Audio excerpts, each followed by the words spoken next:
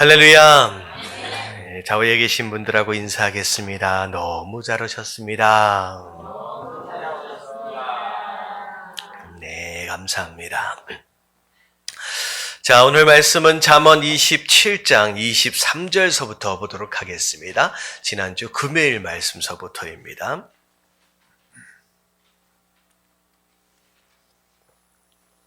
자, 23절서부터 우리 함께 봉독합니다. 자, 23절만 같이 한번 읽어볼게요. 다 같이 시작. 내 양떼의 형편을 부지런히 살피며 내 소떼에게 마음을 둬라. 자, 내 양떼가 있고 내 소떼가 있대요. 자, 하나님께서 우리를 위하여서 예비해 주신 우리의 비즈니스입니다. 자, 이 비즈니스는 내가 지금 사업을 하고 있는 것 같지 않는데 라고 싶더라도 하나님께서 나에게 주신 재능일 수도 있고 은사일 수 있고 나에게 허락하신 또 내가 경영하길 원하시는 가정과 이 모든 것들을 의미를 합니다. 자, 그런 것들을 어떻게 해야 하느냐? 부지런히 살피고 부지런히 돌보고 마음을 거기다 두래요. 자, 왜냐하면 대저 재물은 영원히 있지 못하나니 면류관이 어찌 대제 있으랴. 자, 이 얘기는 뭐냐면 이 세상의 재물도 이 세상의 영광도 그 어떤 것도 다 시한부적이라는 거죠. 영원한 것은 없다라고 말씀하고 계십니다. 자, 그런 가운데 25절에 풀을 벤 후에 새로 움이 돋나니 산에서 꼴을 거둘 것이니라. 자, 양을 치라, 소떼를 쳐라, 돌보라 라고 하니까 양과 소떼를 치기 위해서는 먹여야 할 꼴들이 필요하잖아요. 풀들이 필요하잖아요. 근데 하나님께서 그 먹일 그 꼴과 그 풀들을 어떻게 하신다는 거예요? 다 공급해 주신다는 거죠. 그래서 풀을 베버리면 이제는 다음에 먹일 풀이 어디 있겠느냐라고 고민할 수 있겠지만 조금 있으면 어떻게 되느냐? 움이 돋아서 다음에 돋아날 먹일 만한 그런 풀이 또 하나님께서 공급해 주실 것이다 라고 하는 것이죠. 그래서 내가 어떻게 해야 할까? 내가 뭐가 필요한데 저것이 필요한데 라고 근심하고 걱정하기보다는 네가 할 수 있는 그것에서 열심히 성실하게 부지런히 애를 써라는 거예요. 그러면 하나님께서 필요한 모든 것들을 다 공급해 주신대요. 산에서 꼴을 다 거두게 할 것이다 라고 말씀하고 계십니다. 자, 그랬더니 26절에 보니까 어린 양의 털은 내 옷이 되며 염소는 밭을 사는 값이 되며 염소의 젖은 넉넉하여 너와 내 집의 음식이 되며 내 여종을 먹을 것이 되느니라. 그래서 맡겨주신 이 모든 것들을 잘 경영하고 잘 다스리고 잘 돌보면 하나님께서 그것을 위해 필요한 모든 것들을 채워줄 뿐만 아니라 그것을 통하여 네가 먹을 것과 네가 입을 것과 네 가정을 다스리기 위해 필요한 모든 것들을 다 채워주실 것이다 라고 하나님 약속하고 계십니다. 자, 그래서 이 첫 번째 어찌 보면 23절서부터 27절까지에 나오는 내용을 봐서 하나님 뭘 말씀하시고 계시냐? 내가 너에게 이미 준 것이 있대요. 너에게 은사도 줬고 재능도 줬고 너에게 여러 가지 비즈니스도 너에게 이런 환경들도 줬으니까 어떻게 하라는 거예요? 부지런히 마음을 다하서 열심히 돌봐라, 잘 가꾸어라 라고 하나님께서 말씀하고 계십니다. 자, 그러면 하나님이 알아서 내가 입을 것과 먹을 것들을 다 채워주신다 라고 말씀하고 계시는 것이죠. 그래서 매일매일 삶 가운데 주어진 것들에 최선을 다하여 잘 돌보아 갈 수 있는 저와 여러분들 되어지시길 주님의 이름으로 축원합니다. 아멘. 자, 그 다음 28장에 들어와서 1절을 보겠습니다. 같이 한번 읽어볼게요. 시작. 악인은 쫓아오는 자가 없어도 도망하나 의인은 사자같이 담대하니라. 자, 악인, 죄를 지은 사람은 쫓아오는 사람이 없어도 도망친대요. 의인은 사자같이 담대한데, 자, 쫓아오는 자가 없이 도망하는 이 모습을 가장 먼저 떠오르게 하는 장면이 있어요. 인물이 있어요. 성경의 창세기에 보면 가인과 같은 사람입니다. 그 당시에 주변에 얼마나 많은 사람이 있었을까? 다시 말하면 가인과 아벨을 죽였잖아요. 그러고 나서 가인이 한 얘기가 뭐예요? 내가 들에 다니다가 혹시 누굴 만나면 나를 죽일지도 모른다. 근데 사실 누굴 만약에 만났다고 한들 사실 누구예요?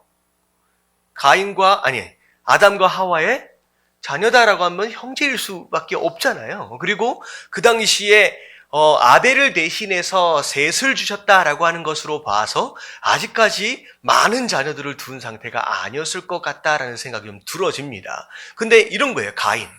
죄를 지은 사람 마음 가운데는 어떤 두려움이 있느냐? 내가 누굴 만나면 내가 똑같이 그 해를 당할지도 모른다라고 하는 두려움이 마음 가운데 있는 거예요. 이게 죄인의 두려움입니다. 근데 그래서 누가 그런 얘기를 하잖아요. 맞은 놈은 발을 뻗고 자도 때린 놈은 발 뻗고 못 잔다는 얘기가 있는 것처럼 죄를 짓고서는 두려움 가운데 결국은 도망하는 삶을 살 수밖에 없다라고 하는 거죠. 하지만 의로운 사람은 죄 지은 게 없으니까 담대하다라고 하는 얘기입니다.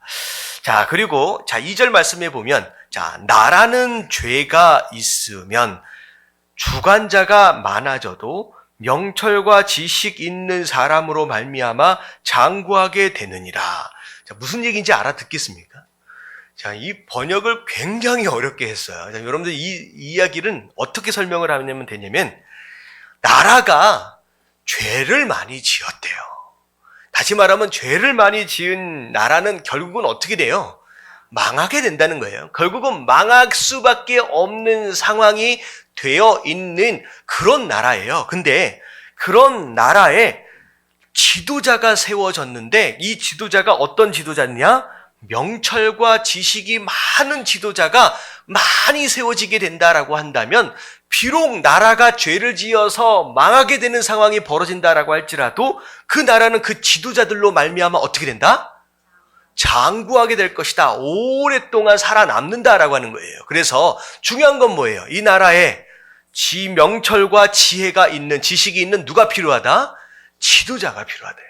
지도자가 바로 세워질 수 있다라고 한다면 나라가 망하는 것도 막을 수 있다라고 하는 바로 그런 얘기입니다. 그래서 여러분들 우리 나라를 정치를 하고 있는, 우리 나라를 다스리고 있는 지도자들을 위해서 기도하시게 되길 주님의 이름으로 축원합니다. 전 세계가 다 경제적으로 여러 가지 면으로 어려움을 다 겪고 있는 상황 가운데 그 나라들, 수많은 나라, 어떻게 보면 IMF로 인해서 또 이제 곤두박질 치는 여러 나라들이 또 있잖아요. 그런 가운데, 우리나라 지도자가 바로 세워질 수 있다라고 한다면 아무리 힘들어도 우리나라도 견고해져 갈 수 있다라고 하는 거죠. 그래서 나라와 민족, 지도자를 위해서 기도하는 것이 매우 중요합니다. 근데 반대로 가난한 자를 학대하는 가난한 자는 가난한 자라고 2번이나 나와 있는데 뒤에 나오는 가난한 자는 영어로 보면 룰러예요. 지도자입니다. 그러니까 2절에 나와 있는 지도자는 망해가는 나라를 살리는 지도자가 있어요. 근데 3절에 나오는 지도자는 어떤 지도자느냐? 가난한 자를 학대하는 지도자입니다.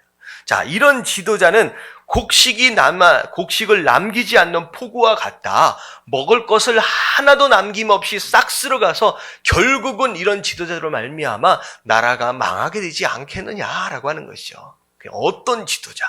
과연 이 지도자는 가난한 자를 학대하는 자냐? 아니면 지혜와 명철로 나라를 다시 한번 세워가는 지도자냐라고 하는 거, 우리가 그런 지도자를 위해서 기도해야 된다라고 하는 것이죠. 그리고 나서 4절을 보니까 율법을 버린 자는 악인을 칭찬하나 율법을 지키는 자는 악인을 대적한대요. 율법을 버린 자는 누구예요? 율법을 버린 자는 악인입니다. 율법을 버렸기 때문에 악인과 한통속인 거예요. 그래서 한통속이기 때문에 악인을 칭찬하고요. 율법을 지키는 자는 의인입니다. 그렇기 때문에 악인을 대적한다라고 하는 것은 당연한 일이겠죠. 악인은 정의를 깨닫지 못합니다. 하지만 여호와를 찾는 자는 모든 것을 깨닫느니라 라고 나와 있어요. 악인은 정의를 깨닫지 못한다. 정의는 하나님의 뜻입니다. 근데 악인의 반대말이 뭐라고 나와 있느냐? 여호와를 찾는 자. 이게 바로 의인이에요. 의인이에요. 그래서 하나님을 찾는 자. 그래서 4절과 5절에 보면 우리가 의인, 지혜에 대해서 이야기할 때 지혜의 두 번째가 무엇이었느냐? 말씀에 순종하는 것. 3번째가 하나님을 의지하는 거라 그랬잖아요. 바로 그 내용이에요. 다시 말하면 4절은 율법을 지키는 자, 말씀에 순종하는 사람이 의인이고요. 그리고 5인에 나오는 여호와를 찾는 자라고 하는 것은 여호와 하나님을 의지하는 사람, 바로 지혜 있는 자, 바로 의인이라는 것입니다. 그래서 그 의인은 모든 것을 다 깨닫게 되는 날이 있을 것이다 라는 겁니다. 자, 6절에 보니까 가난하여도 성실하게 행하는 자는, 자, 성실하게 살고 있음에도 불구하고 가난합니다. 자, 이건 참 억울한 일이죠. 근데 부유하면서 굽게 행하는 자보다 오히려 더 낫대요. 조금 억울하다라고 할지라도 굽게 사는 거, 부유하게 굽게 산다라고 하는 것은 바른 길을 가는 사람이 아니잖아요. 하나님께서 허락하신 그 길이 아닌 다른 길을 가는 사람, 바로 그런 사람보다는 오히려 조금 억울하고 손해보는 그것이 훨씬 더 낫다라고 말씀하고 계십니다. 자, 율법을 지키는 자는 지혜로운 자지요. 바로 의인입니다. 자, 지혜로운 아들이요. 자, 음식을 탐하는 자와 사귀는 자는 아비를 욕되게 하느니라.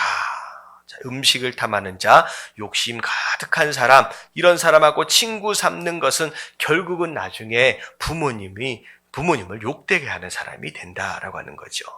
자, 8절에 보니까 중한 별리라는 것은 어려운 사람에게 돈을 구워주고 높은 이자를 받는 거예요. 그래서 어려운 사람을 더 어렵게 만드는 사람을 의미합니다. 자, 그렇게 해서 자기 재산을 늘리는 것은 가난한 사람을 불쌍히 여기는 자를 위하여 그 재산을 저축하는 것이니라. 무슨 얘기예요? 어려운 사람을 더 어렵게 만들어서 재산을 많이 늘려놓는 사람, 나중에 그 재산을 자기가 쓸 수 있다는 거예요? 못 쓴다는 거예요? 못 쓴다는 거예요. 누가 쓴다는 거예요?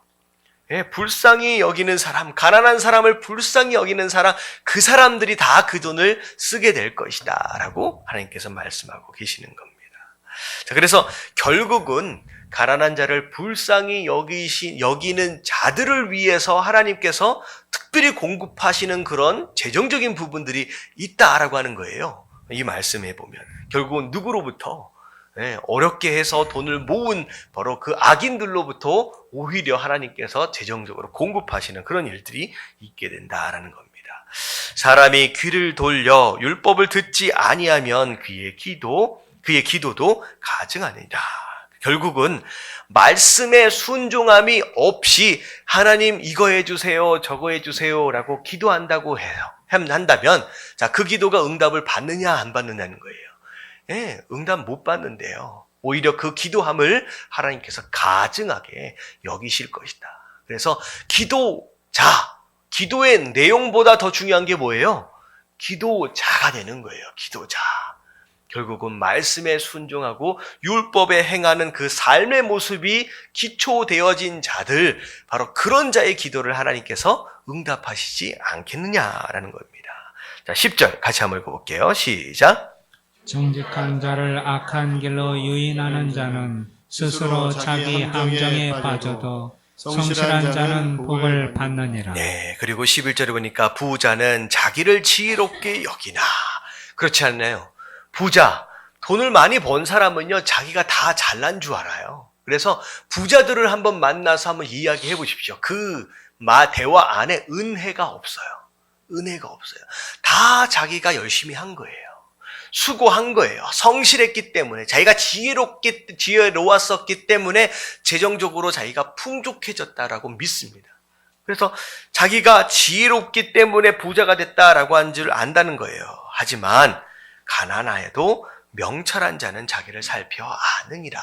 그래서 오히려 자기의 부족함을 알고 스스로를 돌아볼 줄 아는 것이 오히려 지혜롭고 명철한 자다라고 하나님 말씀하고 계신 거예요. 그래서 위험할 때가 뭐냐면 내 인생이 조금 잘 되어져 갈 때가 가장 위험해요. 가장 위험해요. 다윗도 마찬가지잖아요. 다윗이 광야 가운데서 도망쳐 다닐 때는 죄 지을 틈이 없었어요. 왜? 그 어려운 가운데 하나님 붙들고 의지하기 위해서 기도하니라고 죄 지을 틈이 없었는데, 나라가 견고해지고 나라가 평안해지고 아무 일이 없고 뭐든지 다 잘 되어지는 것 같고 전쟁도 다 이기는 것 같다라고 여겨지는 순간, 그때가 뭐 할 수 있는 순간이에요? 유혹받기 딱 좋은 순간이 되는 거예요. 그래서 내가 조금 잘 되어져 간다라고 했을 때가 가장 위험해질 때일 수 있다라고 하는 것을 우리가 생각해야 된다라고 하는 것입니다. 자, 그 다음 넘어가겠습니다. 12절 말씀 같이 한번 읽어볼게요. 시작. 의인이 득이하면 큰 영화가 있고 악인이 일어나면 사람이 숨느니라. 자, 의인이 득의하면 이건 성공했다라고 하는 거예요. 무슨 일이 잘 되었다라는 거예요. 그래서 의인이 만약에 어떤 성공을 거두게 되면 그것 자체가 영화로움이 된대요. 하지만 악인이 일어나서 뭔가를 하려고 하면 사람들이 어떻게 한다는 거예요?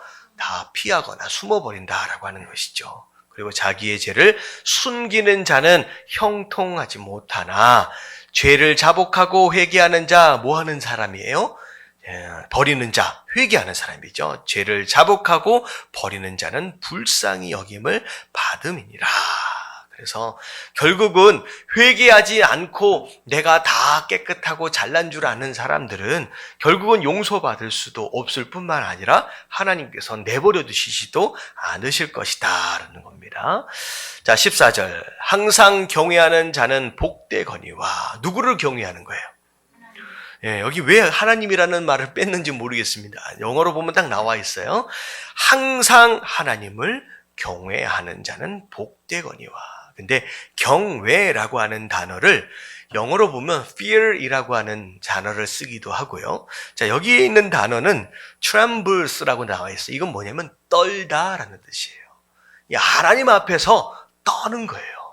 하나님 가운데 두려움 가운데 나아가는, 마치 제사장이 휘장을 거쳐서 성막 안으로 들어가는 바로 그 떨림 같은 그런 모습을 의미합니다. 그래서 하나님 앞에서 그 떨림, 제사장이 가슴 가운데 두고 있는 마치 그런 모습의 떨림이 있는 사람은 복된 삶을 산대요. 복된 삶을 산대요. 하지만 마음을 완악하게 하는 자는 재앙에 빠지느니라. 그래서 고집부리고 harden이라고 나와 있어요. harden. 고집부리고 단단하게 해서 하나님 앞에서 교만하게 서 있는 사람들은 결국은 재앙에 빠진대요. 그래서 여호와 앞에서 떤다라고 하는 이 모습을 우리가 어떤 장면으로 연상해서 생각해 볼 수 있느냐면 빼앗겼던 언약궤가 예루살렘 성으로 돌아올 때 다윗이 너무 기뻐했잖아요. 그냥 막 가지고 오는데 원래는 그 언약궤를 누가 어떻게 옮겨야 돼요?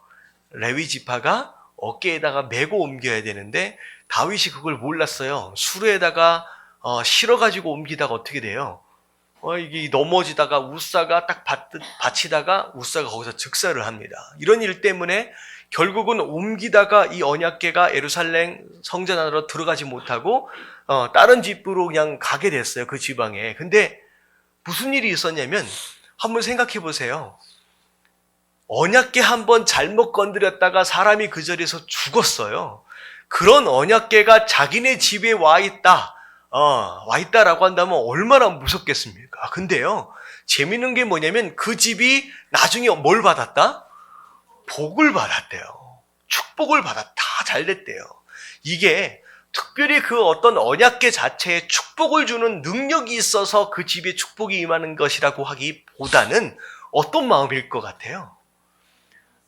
떨림이에요. 이 언약궤는 손만 잘못돼도 어떻게 되는 언약궤예요? 죽는 언약궤예요. 하나님의 임재가 그냥 그 자리에서 그냥 드러나는 곳이에요. 근데 그게 우리 집에 있대요.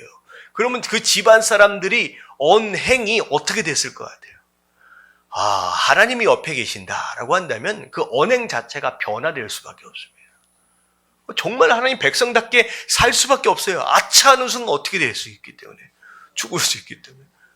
그랬더니 그 하나님 앞에서의 떨림이 뭘 가져온다? 복을 가져온다라고 하는 거예요. 여러분들 정말로 복을 받기를 원하신다라고 한다면 우리 집 안방에 뭐가 있다고 생각하시면 돼요?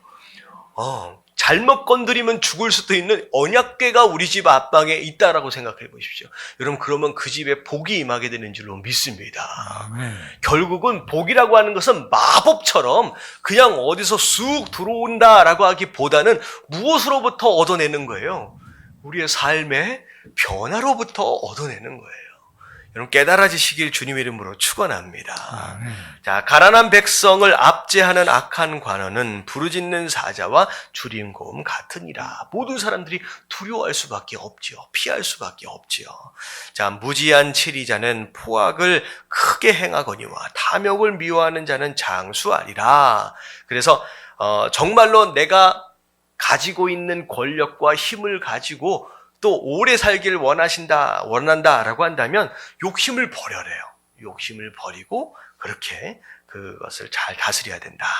자, 사람의 피를 흘리는 자는 함정으로 달려갈 것이니 그를 막지 말지니라. 결국은 멸망하게 될 것이다. 자, 성실하게 행하는 자는 구원을 받을 것이고, 자, 굽은 길로 행하는 자는 곧 넘어지리라. 성실이라고 표현했습니다. 근데 영어로 보면 blameless예요. 다시 말하면 선한 길입니다. 다른 사람들로부터 요거도 먹을 짓 안 한 거예요. 바른 길을 간 사람을 의미합니다. 그럼 결국은 구원을 받고 잘못된 길을 가면 곧 넘어지게 될 것이다 라고 하는 일반적인 잠언의 내용입니다. 19절 말씀 다 같이 시작. 자기의 토지를 경작하는 자는 먹을 것이 많으려니와 방탕을 따르는 자는 궁핍함이 많으리라. 네, 너에게 준 토지를 열심히 수고하여 경작하래요. 그러면 먹을 것이 많아질 거래요. 근데 방탕하고 다른 것 즐기기 좋아하고 놀기 좋아한다라고 한다면 결국은 궁핍해지지 않겠느냐. 충성된 자는 복이 많아도 속히 부하고자 하는 자는 형벌을 면하지 못할 것이다. 충성이라고 하는 것은 신실한 사람입니다. 약속을 잘 지키는 사람, 그리고 맡겨진 일들을 최선을 다하여 책임감 있게 완수해낼 줄 아는 사람, 하나님께서 그런 사람들에게 복을 주신대요. 하지만 열심히 일하지 않고 빨리 부자가 되길 원하는 바로 그런 어떻게 보면 꼼수를 쓰는 사람들 있잖아요. 그런 사람들은 결국은 형벌을 면치 못할 것입니다. 자, 21절 다 같이 시작. 사람의 낯을 보아주는 것이 좋지 못하고 한 조각 떡으로 말미암아 사람이 범법하는 것도 그러하니라. 네, 특히 동양적인 문화권 안에서는요, 특히 한국이 그런 것 같아요. 아는 사람 하면 그걸로 끝나는 거예요. 결국은 한국은 무엇으로 통하느냐? 혈연과 지연과 학연으로 통해요. 그래서 어찌되었든 누굴 만나면 어디 김씨예요? 어디 박씨예요? 물어보기 시작하고요. 그 다음에 지연, 어디에서 태어났느냐, 어디에서 자랐느냐 물어보고 어디 학교 다녔냐고 물어봅니다. 그래서 어찌되었든 이 세 가지 연결고리를 만들려고 애를 쓰는 거예요. 그래서 만들면 어떻게 돼요? 그 사람부터, 그것으로부터 그냥 친구가 되는 거예요. 그래서 아무리 어려운 일이 있더라도 학연 때문에, 지연 때문에, 혈연 때문에 다 되는 게 한국 사회입니다. 이게 동양적인 사상, 문화가 이런 형태가 되게 많아요. 근데 21절에 보니까 사람의 낯을 보아주는 것이 바로 이런 겁니다. 재판장에 갔는데 딱 보니까 내 학교 출신이네, 내 선배네. 딱 이렇게 되는 순간 어떻게 되는 거야? 그냥 무죄가 되는 거예요. 자, 이렇게 되는 상황은 옳지 못하다라고 얘기되는 거죠. 그리고 한 조각의 떡으로 말미암아 사람이 범법을 한다라고 하는 것은 결국은 조금의 이익을 위해서 약간의 뇌물을 통하여서 죄를 짓는 것은 옳지 못한다라고 하나님 말씀하고 계십니다. 자, 22절. 악한 눈이 있는 자는 재물을 얻기에만 급하고 빈궁이 자기에게로 임하는 줄 알지 못하니라. 그래서 어떤 눈이 악한 눈이냐? 돈만 벌어야지라고 돈에만 집착하는 눈이 악한 눈인 거예요. 결국은 그렇게 돈만 쫓아간다라고 한다면 결국은 오히려 집착하는 순간 떠나버리고 오히려 뭐가 임한다고요? 빈궁이 임한대요. 그래서 우리 성도는요, 돈을 쫓는 사람이 아니에요. 우리는 사명을 쫓는 사람이고요. 그리고 우리가 사명을 쫓는 순간 돈은 어떻게 돼요? 네, 그 사명을 이루기 위해서 돈은 따라오게 돼 있습니다. 그래서 우리가 이 원리를 알아야 돼요. 그래서 돈을 쫓기 시작하면 결국은 돈도 잃어버리고 사명도 잃어버리게 됩니다. 자, 23절. 사람을 경책하는 자는 혀로 아첨하는 자보다 나중에 더욱 사랑을 받느니라. 자, 그래서 앞에서 아우 잘한다, 멋있습니다, 괜찮습니다 라고 아첨하는 사람, 자, 이런 사람보다 정말로 나를 사랑하는 마음으로 잘못된 것들을 지적해주고 꾸중해줄 줄 아는 사람, 그때 그 사람이 나중에 돼보면 야, 그 사람이 참 좋은 사람이었구나 라고 하는 것을 깨닫게 된다라고 하는 거예요. 더 사랑을 받는데요. 근데 이 말씀을 잘 읽어보면 사실 나중에 그 사람이 정말로 나를 위한 사람이었구나 라고 하는 걸 깨닫는 사람은 또 어떤 사람들만 또 깨달아요? 사실 지혜로운 사람들만 또 깨닫습니다. 지혜가 없는 사람은 나중에 돼도요, 깨달아요? 못 깨달아요? 못 깨달아요. 나중에 진짜 지혜로운 사람은 그때 나에게 이 얘기를 해줬던, 나에게 비록 그때는 아팠지만 이 얘기를 해줬던 사람이 오히려 고맙게 여겨진다는 거예요. 그래서 이런 얘기가 있더라고요. 친구가 어떤 남자랑 결혼하려고 그런대요. 이제 같이 여자끼리 친구인데 어떤 남자랑 결혼하려고 그런대요. 근데 주변에서 듣는 얘기를 들어보니까 이 남자가 정말로 안 좋은 남자예요. 절대 결혼하면 안 될 것 같아. 이 자기 친구랑 결혼하면 내 친구가 정말로 힘들어질 것 같아. 그럴 때, 자, 과연 이 친구한테 어떻게 조언해줘야 하느냐라고 하는 거예요. 어떻게 해야 될까요? 하지 말라고 해야 되느냐? 근데요, 나중에 보면 이런 상황이 벌어진다는 거예요. 그냥 내가 정말로 이 남자랑 결혼하고 싶다라고 했을 때 이미 콩깍지가 씌운 사람이에요. 그래서 절대 반대한다라고 한들 포기할 줄 모르는 상황이라는 거죠. 근데 중요한 건 뭐냐면 내가 그 상황 가운데서 그 남자와 결혼해도 좋다라고 하는 것을 인정해주거나 그렇게 하지 말고 그냥 네가 믿음대로 해라라고 내버려 두래요. 왜냐하면 이 남자가 정말로 이상한 남자다라고 해가지고 너 그 사람이랑 결혼하면 안 된다라고 해서 정말 요 말씀에 나와 있는 것처럼 경책을 하잖아요. 그러면 나중에 결혼을 할 거라는 거예요. 결혼해서 나중에 살고 있는 상황 가운데 진짜 어려움을 겪게 되는 순간 내가 결혼한 것을 반대했던 그 사람을 기억할 때 고맙게 생각할 것이냐? 그렇지 않다는 거예요. 나중에 결혼해가지고 살고 있는 상황 가운데 비록 지금 내가 잘못 결혼해가지고 너무 어려움을 겪고 있는 상황이지만 그때 이 사람이 나쁜 사람이다라고 얘기해줬던 그 친구는 내가 결혼하려고 했던 이 결혼을 그냥 반대했던 사람으로만 남는다는 거예요. 다시 말하면 지혜가 없으면 아무리 좋은 얘기를 해준다라고 할지라도 마지막 끝날 때까지도 그냥 뭘로 남는 거예요. 그게 좋은 조언이었는지를 깨닫지 못하고 그냥 간다라고 하는 거죠.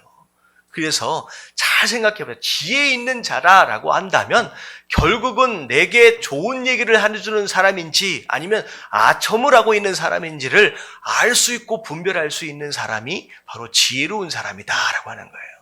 여러분 이런 지혜를 가지시게 되길 주님의 이름으로 축원합니다. 그저 주변에서 어우 잘합니다. 집사님 당연하지요. 맞지요 라고 하는 사람 좋아해서 될 일이 아니다라고 하는 거죠. 자, 그리고 24절 재밌는 얘기예요. 다 같이 시작. 부모의 물건을 도둑질하고서도 죄가 아니라 하는 자는 멸망받게 하는 자의 동료니라. 자, 부모의 물건을 도둑질했대요. 죄예요, 죄가 아니래요? 죄예요. 자, 부모의 물건을 도둑질한 것과 가져간 것과 그냥 가져간 것과 도둑질한 것과의 차이가 뭘까요? 그러니까 이런 거죠. 주기 전에 가져가면 도둑질이 되는 거예요. 그런 거 되는 거죠. 근데 이런 겁니다. 꼭 어떤 자식이 있는데 시집간 자식이 있는데 집에 오면 되게 두려움에 떤대요, 그 가족들이. 왜냐하면 뭔가를 다 들고 간다는 거예요. 그래서 집안 살림을 다 하나씩 들고 가서 집안 살림을 다 장만을 한대요. 근데 이런 거예요. 부모님께서 이제 물려주시기 전에, 허락하시기 전에 내 것이 아니다라고 하는 겁니다. 그래서 아무거나 부모님의 집에 가서 가지고 오지 마시게 되길 주님의 이름으로 축원합니다. 저도 가끔 집에서 그냥 아무거나 가지고 오는데 멸망받게 된대요. 멸망받게 된대요. 자, 25절. 욕심이 많은 자들은 다툼을 일으키나 여호와를 의지하는 자는 풍족하게 되느니라. 자, 앞에와 뒤가 반대되는 개념이잖아요. 자, 욕심이 많은 자에 반대되는 말이 뭐라고 나와 있어요? 여호와를 의지하는 사람. 여호와를 정말로 의지하면요, 욕심이 없어집니다. 자꾸만 이것도 갖고 싶고 저것도 갖고 싶고 욕심이 끝도 없어요. 결국은 내가 뭐하지 않기 때문에, 여호와를 의지하지 않기 때문이라는 거예요. 정말로 여호와를 의지하면요, 그 안에서 누리는 풍족함이 있대요. 근데 여호와를 의지하지 않고 자꾸 욕심만 채우려고 하면 결국은 다툼과 문제가 끊어지지 않는다라는 거죠. 자, 자기의 마음을 믿는 자, 또 위에 있는 반대말이죠. 여호와를 의지하지 않는 사람을 의미합니다. 그리고 자기의 마음을 믿는 자는 미련한 자래요. 그리고 지혜롭게 행하는 자는 구원을 얻을 것이다. 자, 자기의 마음을 믿는 자의 반대말이 지혜로운 자래요. 결국은 누굴 의지하는 사람? 하나님을, 여호와를 믿는 자가 되는 것입니다. 그래서 그게 지혜로운 자가 된다는 거. 자, 27절 다 같이 시작. 가난한 자를 구제하는 자는 궁핍하지 아니하려니와 원포체하는 자에게는 저주가 크리라. 예, 가난한 자를 구제하라라고 하는 것에 대한 내용, 어찌 보면 잠언 안에서 거의 한 10% 정도는 되는 것 같아요. 계속 반복적으로 나와 있습니다. 그래서 하나님께서는 이 가난한 자들을 돌봐주라라고 말씀하고 계세요. 악인이 일어나면 사람이 숨고 그가 멸망하면 의인이 많아지니라. 그래서 12절 말씀하고도 연결이 되어지는 말씀입니다. 자, 넘어갈게요. 자, 잠언 29장입니다. 1절 말씀 같이 한번 읽어볼게요. 시작. 자주 책망을 받으면서도 목이 곧은 사람은 갑자기 패망을 당하고 피하지 못하리라. 네, 잘못한 게 있는 사람이에요. 그래서 말씀을 통하여, 여러 가지 환경을 통하여, 사람을 통하여 그렇게 하면 안 된다, 그렇게 하면 안 된다라고 책망을 계속 받았대요. 근데 그런 책망을 들음에도 불구하고 끝까지 고집을 부리고 끝까지 교만한 사람, 결국은 한 방에 간다라고 하는 거예요. 한 방에 간다는 거죠. 그래서 결국은 하나님께서 이런 여러 가지 통로를 통하여 말씀하고 계실 때 어떻게 하라는 거예요? 좀 들어라 라고 하시는 하나님 말씀이죠. 자, 2절. 자, 의인이 많아지면 백성이 즐거워하고 악인이 권세를 잡으면 백성이 탄식하느니라. 자, 3절. 지혜를 사모하는 자는 아비를 즐겁게 하여도 창기를 사귀는 자는 재물을 잃느니라. 그냥 말씀 그대로 그냥 이해되어질 수 있을 것 같습니다. 자, 왕은 정의로 나라를 견고하게 하나 뇌물을 억지로 내게 하는 자는 나라를 멸망시키느니라. 그래서 돈에 의해서 선과 악, 정의가 흔들리게 되는 나라는 결국은 망하게 된다라고 하는 것이죠. 그래서 정의, 옳고 그름에 대한, 선과 악에 대한 기준, 하나님의 뜻이 온전히 세워지는 나라, 그런 나라가 더 견고해진다. 자, 이웃에게 아첨하는 것은 자, 그의 발 앞에 그물을 치는 것이니라. 듣기에는 좋아 보이지만 그렇지 않다라고 하는 거죠. 그것이. 자, 악인이 범죄하는 것은 스스로 올무가 되게 하는 것이나 의인은 노래하고 기뻐하느니라. 7절 다 같이 시작. 의인은 가난한 자의 사정을 알아주나 악인은 알아줄 지식이 없느니라. 자, 의인과 악인, 어떤 사람이 의인이냐? 힘들어 있고 어려워하고 있는 사람들이 있대요. 가난한 자들. 그들의 사정을 알아준대요. 관심을 가지고. 하지만 악인들은 관심이 없어요.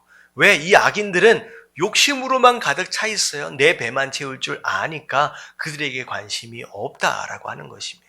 그래서 어찌 보면 연말이 되어져 가면서 이제 크리스마스 이제 시즌이 되어져 가잖아요.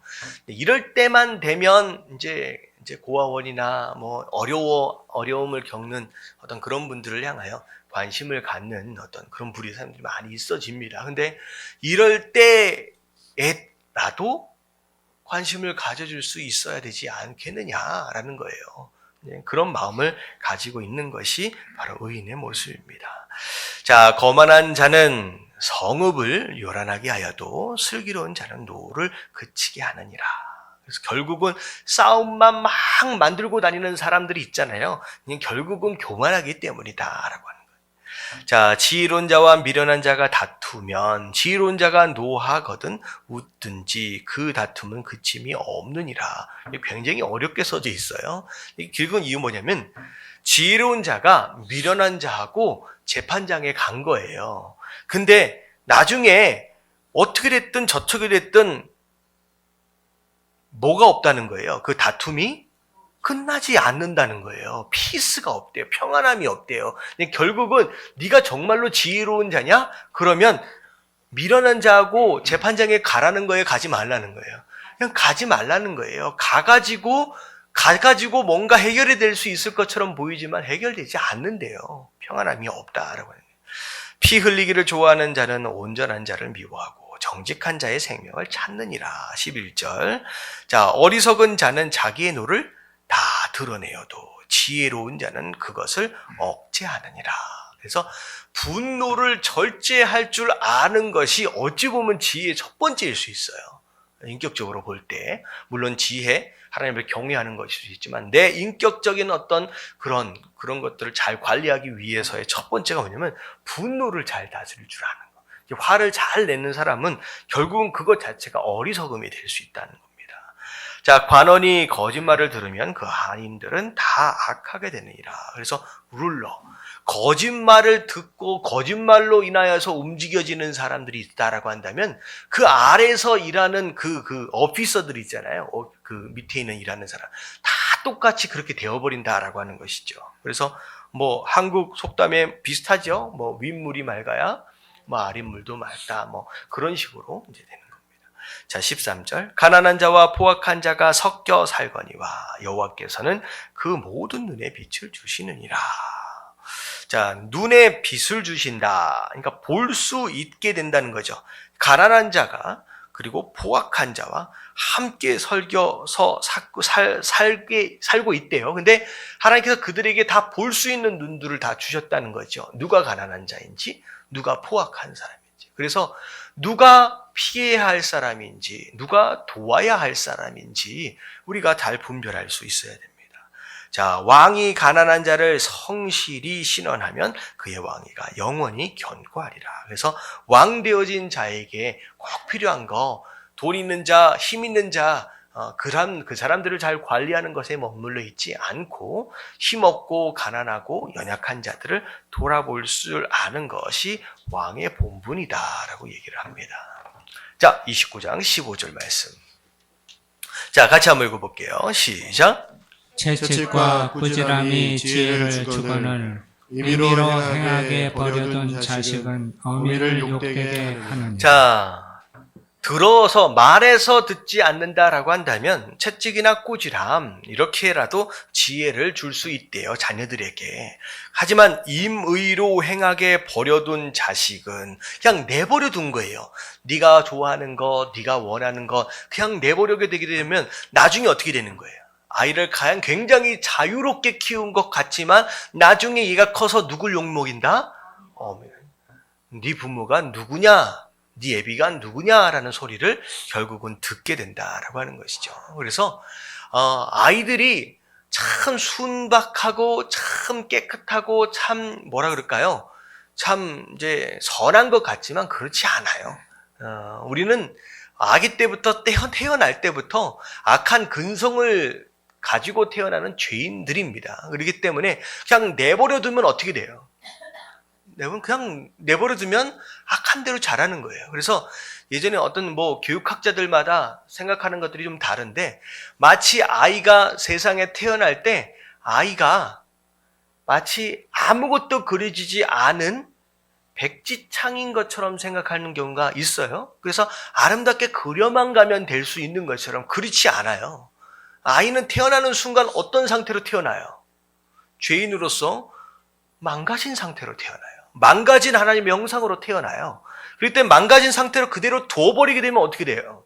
그냥 망가진 채로 자랄 수밖에 없다라고 하는 거죠. 그래서 부모의 책임은 뭐냐면 망가진 채로 태어나 있는 이 아이를 말씀을 통하여 교훈하고 양육하는 거예요. 바르게.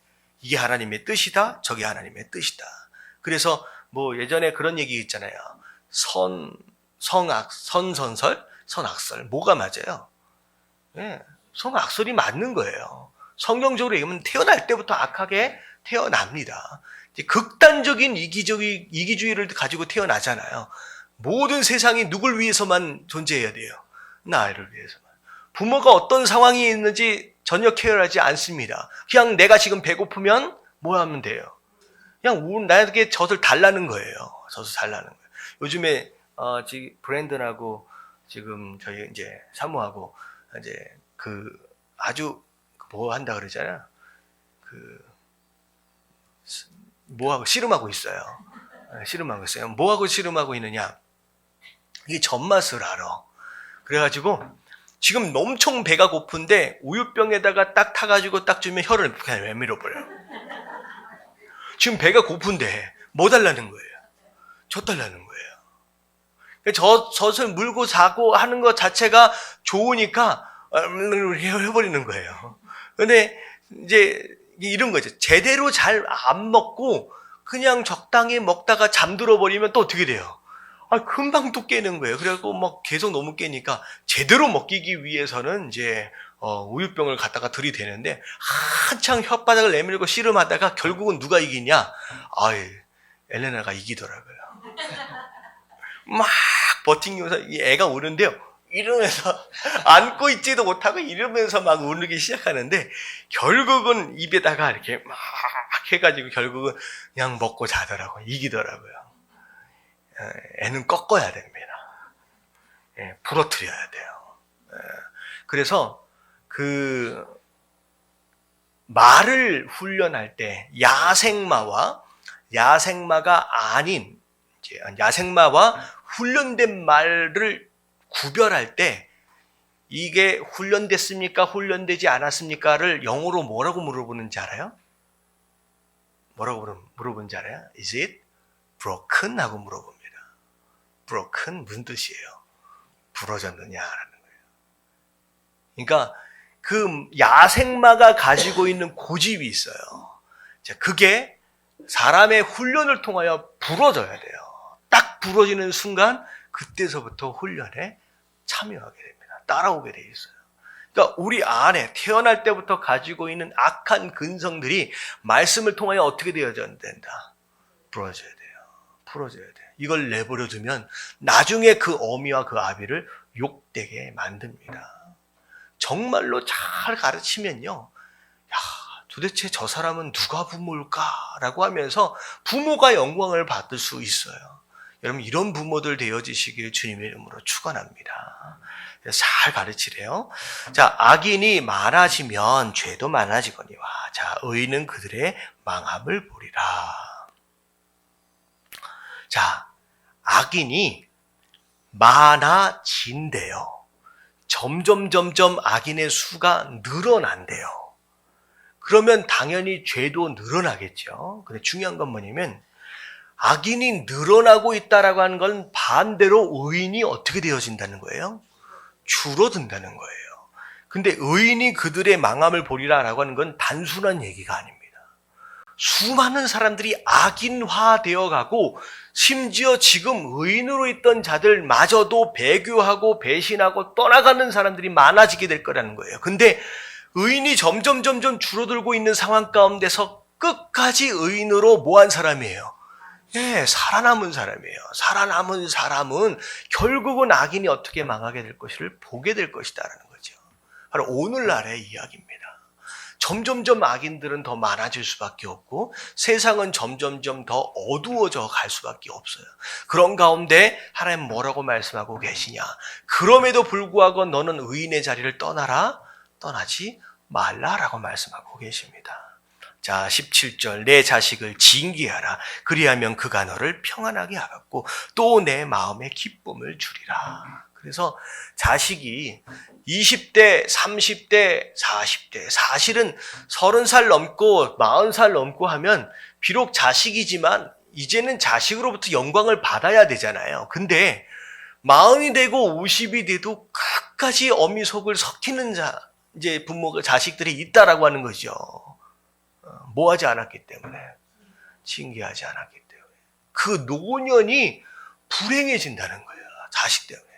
내가 벌써 60인데 애는 몇 살이에요? 그러면 30대잖아요. 네. 내가 70인데 80인데 나이 80에 90에 다 늙어가고 있는 내 자식을 염려할 수밖에 없는 삶. 그러면 눈을 제대로 감습니까? 못 감습니까? 못 감아요. 내가 저놈을 내가 어떻게 두고 떠나나 싶은 그런 부모의 마음이 되올 수 있다. 그러니까 어렸을 때 잘 가르쳐라 라고 하는 말씀하고 계시는 거예요. 18절. 근데 중요한 건 뭐냐면요. 나이 20이 넘어가 버리면 뭐 10대도 마찬가지. 넘어가면요. 부모가 말해도 안 들어요. 이제 안 듣잖아요. 결국은 뭘로 가르칠 수밖에 없느냐? 하나님의 말씀으로 밖에 가르칠 수밖에 없고 어찌되었든 은혜 받도록 할 수밖에 없는 거예요. 자녀들을 위해서 기도해야 되는 줄로 믿습니다. 자, 묵시가 없으면, 자, 묵시는 리벨레이션이라고 나와 있어요. 리벨레이션은 뭐냐면 숨겨져 있던 하나님의 뜻이 드러난다라는 뜻이에요. 묵시. 자, 요한계시록이 그거잖아요. 결국은 하나님의 뜻, 숨겨져 있는 하나님의 뜻이 드러나줘야 되는데 그 하나님의 뜻이 숨겨져 있는 상태로 그냥 있어지는 거예요. 그러면 백성들은 하나님의 뜻을 알 수가 없잖아요. 그러니까 마음대로 방자히 행하며 다닌다는 거죠. 하지만 율법을 지키는 자는 복이 있느니라. 이 얘기는 결국은 숨겨진 하나님의 뜻이 드러나고 그리고 그 드러난 뜻을 순종함으로 행하는 사람들, 바로 복을 받는 사람들이다라는 겁니다. 자, 종은 말로만 하면 고치지 아니하나니, 자, 뭘로 해라는 거예요? 매로 다스려야 된대요, 종은요. 자, 이는 그가 알고도 따르지 아니함이니라. 자, 이걸 잘못 해석하게 되면 종들은 매를 맞아야 움직인다라고 생각하면 안 되는 거죠. 이게 그게 뜻이 아니에요. 이게 거꾸로 해석해 보세요. 말해서 듣지 않는 사람이 있다는 거예요. 말을 해서 듣지 않는 사람.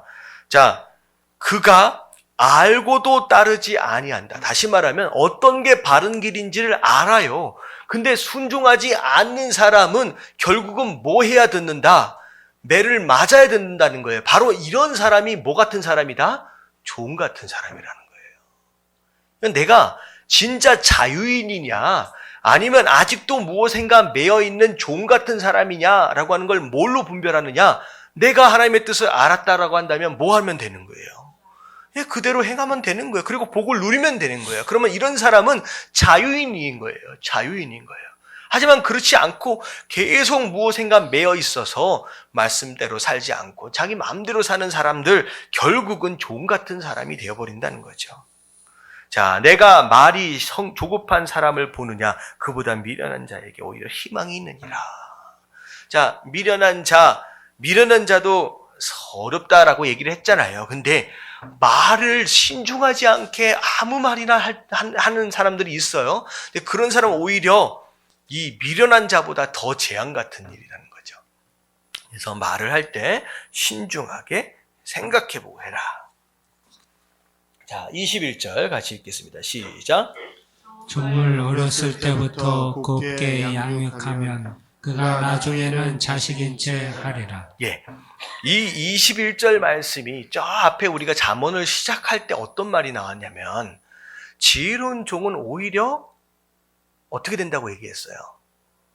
자식처럼 여겨진다라고 얘기했잖아요. 근데 지금 그거랑은 좀 다른 개념입니다. 종을 어렸을 때부터 뭐처럼 키운 거예요? 그냥 자식처럼 키운 거예요. 오냐 키운 거예요. 이쁘다 키운 거예요. 그랬더니만 자기가 뭔 줄 알아요? 자식인 줄 안다는 거죠. 이게 어떻게 보면 자기 분수에 맞는 그런 모습을 의미하기도 하고, 누군가에게 어떤 대접을 받았다, 좋은 무엇인가를 받았다라고 한다면 겸손할 줄 알고 감사할 줄 알아야지 그걸 마치 당연한 것으로 생각해 버리면 안 된다는 거죠. 그래서 그 한국 무슨 영화에서 대사로 한번 나와가지고 이제 유명해진 얘기가 뭐냐면, 뭐죠? 생각하려니 갑자기 생각이 안 나네. 배려였나? 친절. 친절이 지나치면 나중에 권리인 줄 안대요. 비슷한지 모르겠습니다. 그런 얘기 들은 적 있어요? 네, 호의가 계속되면 권리인 줄 안다. 뭐 이런 표현이 있어요. 무슨 얘기예요? 잘해줬더니 그게 당연한 것이고 심지어 내가 당연히 취해야 할 권리인 줄 알아버린다라고 하는 거예요. 근데 이제 그 대사에는 이제 안 좋은 뜻으로 이제 쓰여진 겁니다. 근데 이게 뭐냐면, 누군가가 나한테 좋은 마음으로 호의를 주고 사랑하는 마음으로 그렇게 대해줬다라고 한다면 그거에 대한 합당한 감사와 그거에 대한 합당한 무엇인가를, 겸손한 모습들을 보여줘야 된다는 거예요.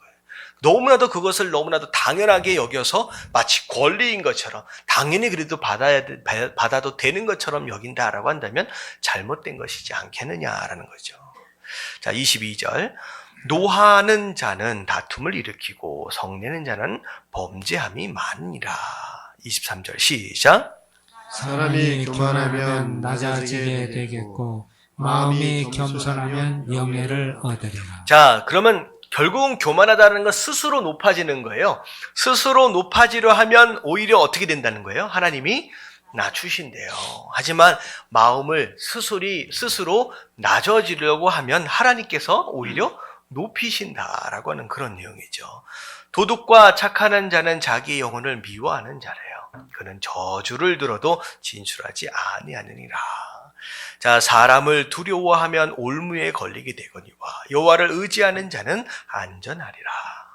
자, 성도는 사람을 두려워하는 사람이 아니죠. 누굴 두려워하는 사람이에요? 여호와를 두려워할 줄 아는 사람입니다. 결국은 여호와를 의지한다라고 한다면 사람을 두려워할 필요가 없게 되겠죠. 그래서 이게 이제 반대로 되는 거죠. 자, 주권자에게 은혜를 구하는 자가 많으나, 주권자라고 하는 것은 세상 정치인입니다. 힘 있는 사람이에요.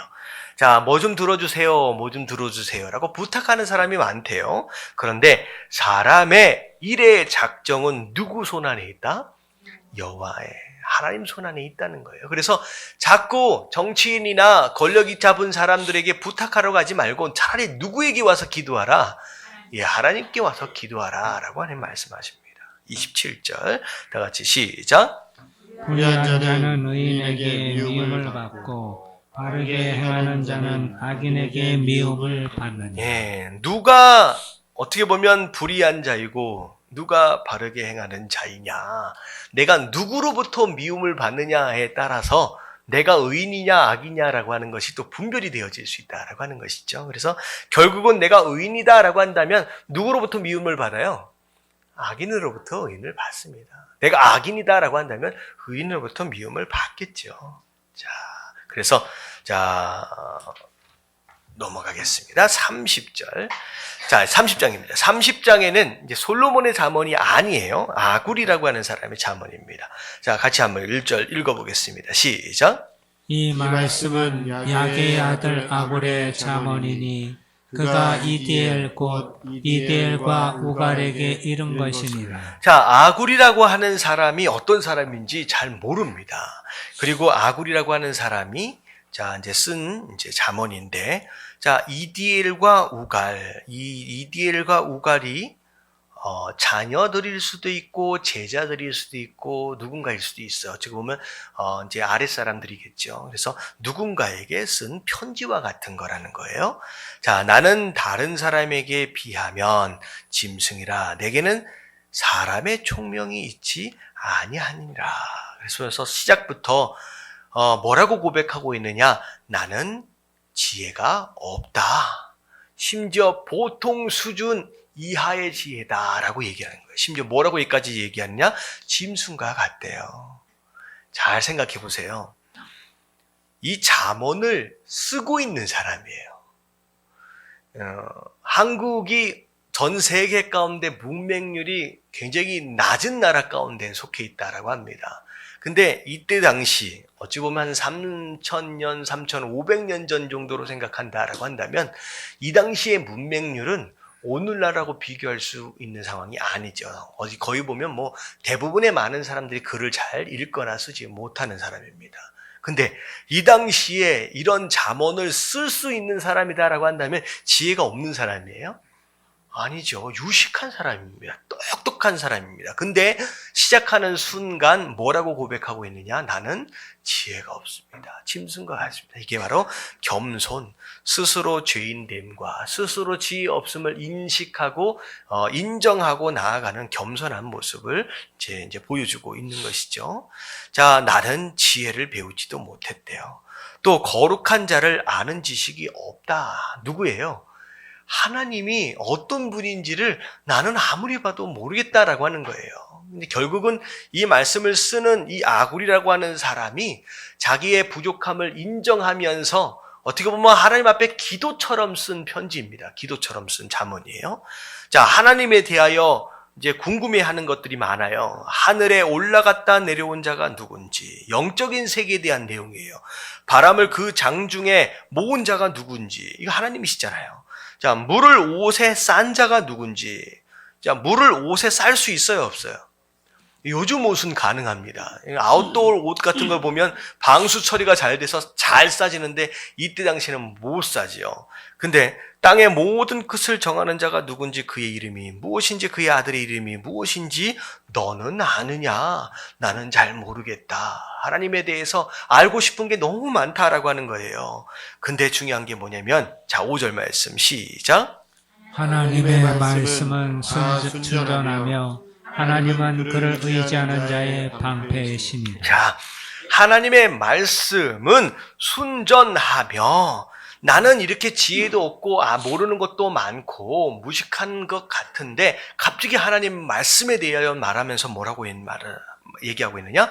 하나님 말씀만큼 순전한 건 없대요. 자, 이 순전하다라고 하는 것은 뜻은 뭐냐면 흠이 없다, 모자람이 없다, 반대로 얘기하면 완벽하다라는 뜻이에요.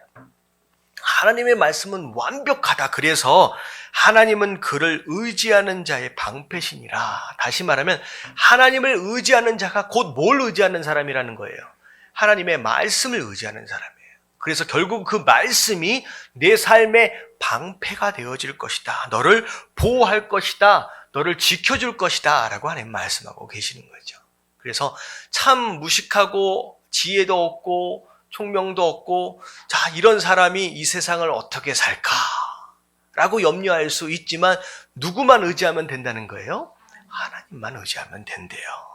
자, 그러면서 6절에 자, 너는 그의 말씀에 더하지 말라.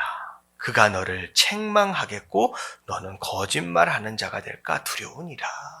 하나님 말씀하신 게 있는데 자꾸 하나님 말씀에 내 생각과 내 견해와 여러 가지 사족들을 달지 말라는 거예요. 그래서 제가 하나님 말씀을 전할 때 가능하면 말씀만 전하기 위해 애를 쓰는 이유 중에 하나가 뭐냐면 잘못 해석하고 잘못 설명하다 보면 하나님의 뜻이 아니라 하나님의 말씀이 아니라 잘못하면 목사의 사견을 전할 수 있기 때문이다라고 하는 거죠.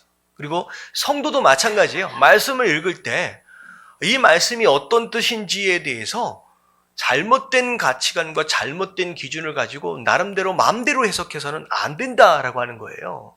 이게 제가 이제 새벽 예배 때 한 말씀을 드렸는데 우리가 말씀에 대하여 이해하고 그리고 설명하고 우리가 해석함에 있어서 매우 중요한 게 있습니다. 매우 중요한 게 있어요. 자, 어떻게 해야 하느냐라고 하는 것에 대한 여러 가지 기준들이 있습니다. 여러 가지 기준들이 있어요. 자, 이제 4가지로 좀 설명을 할게요. 첫 번째는 이 말씀이 무슨 뜻인지 알려 한다라고 한다면 누구의 도우심이 필요해요? 성령님의 도우심이 필요합니다.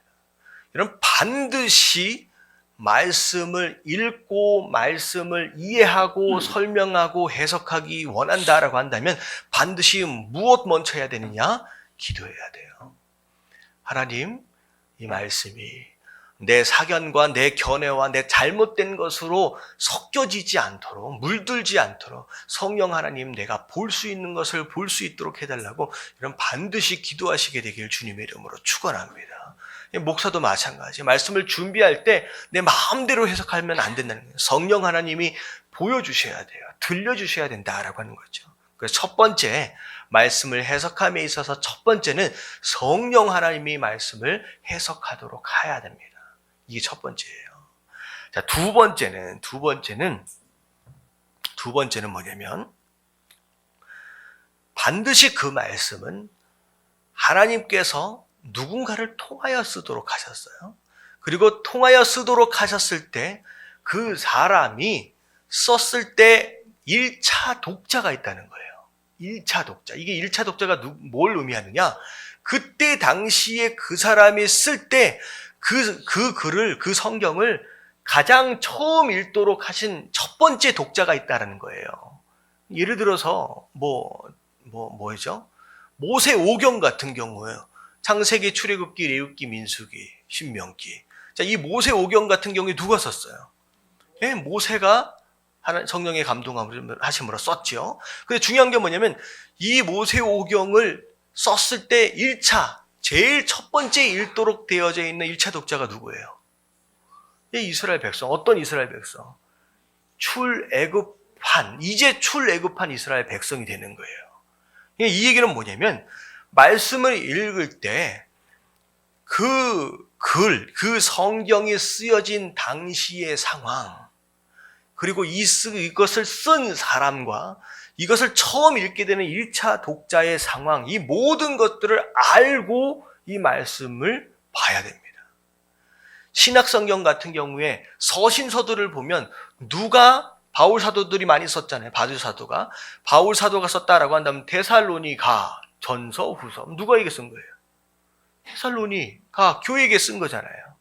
에베소 교회에게 쓴 거예요. 그러니까 누구에게, 어떤 교회에게 쓰여졌느냐라고 하는 그 상황들을 정확하게 알고 그리고 우리가 말씀을 볼 필요가 있다라고 하는 거예요. 이런 상황들을 전혀 모르고 그냥 아무렇게나 그냥 성경에 쓰여져 있으니까 아무렇게나 그렇게 해석하면 안 된다라고 하는 것이죠. 예를 들어 이런 거예요.